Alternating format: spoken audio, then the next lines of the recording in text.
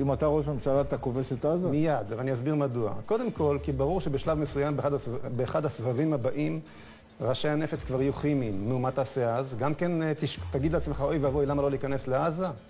הידיים על הראש בנתיבי האיילון כבר לא יעזרו נגד ראשי נפץ שכאלו, ואתה מבין שהם לא נמנעים מכך בגלל אלו אמנות בינלאומיות שהן. כי אין להם. כי אין להם, אבל מחר יהיה להם. כמו שהם פיתחו את הרקטות, הם גם ירקחו את גז העצבים או החרדל. האם אפשר להכריע את חמאס? בוודאי שאפשר להכריע.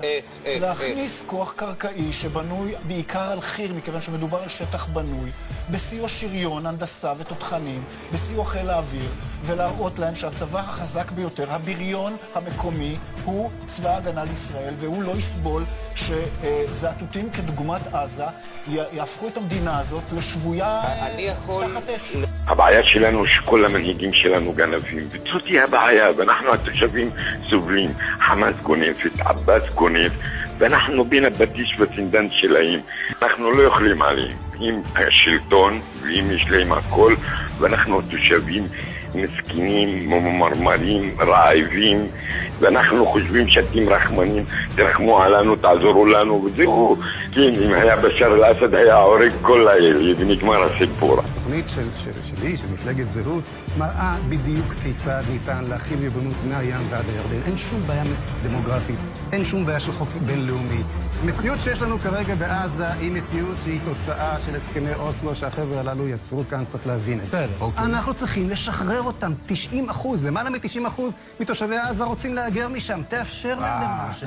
לא רק שלא ניסיתי לשכנע אותם, הם מגיעים אליי, למשרד, מערי יהודה ושומרון, מגיעים אליי ורוצים לקדם את התוכנית הזאת.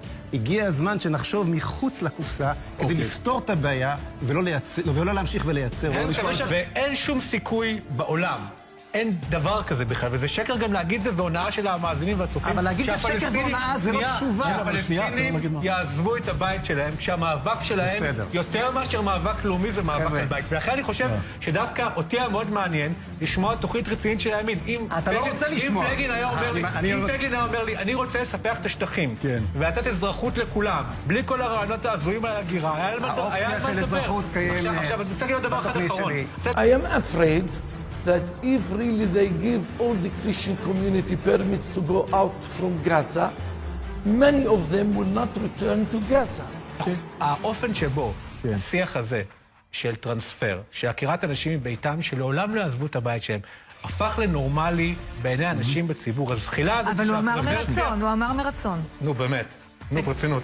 أقول لك شغلة الشباب مش بتفكر بالهجرة. الشباب لو فتح المعبر 2 سنتي الشباب راح يتكابسوا يطلعوا من البلد. תראו, אתם יכולים שניכם, אתם יכולים שניכם לדמיין לעצמכם דברים אחרים ממה שאמרתי ולתקוף ולומר זה הזוי. רק שכחנו, זה לא מה שאמרתי. אמרתי מרצון. הם ועוד איך רוצים ללכת, על פי הסקרים שהם עצמם מפרסמים כל הזמן, והם אומרים לי את זה, והם מתים ללכת, והם גם הולכים בפועל. אבל המציאות לא מעניינת אתכם. לא מעניין אותנו. בואו נאמר לכם מה המציאות. אתה מתכוון מציאות?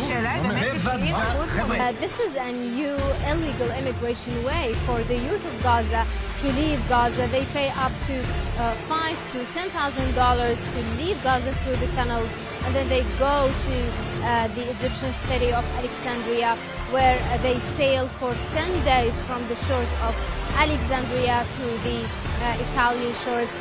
They think that by this way they will be able to start a new life in one of the European countries.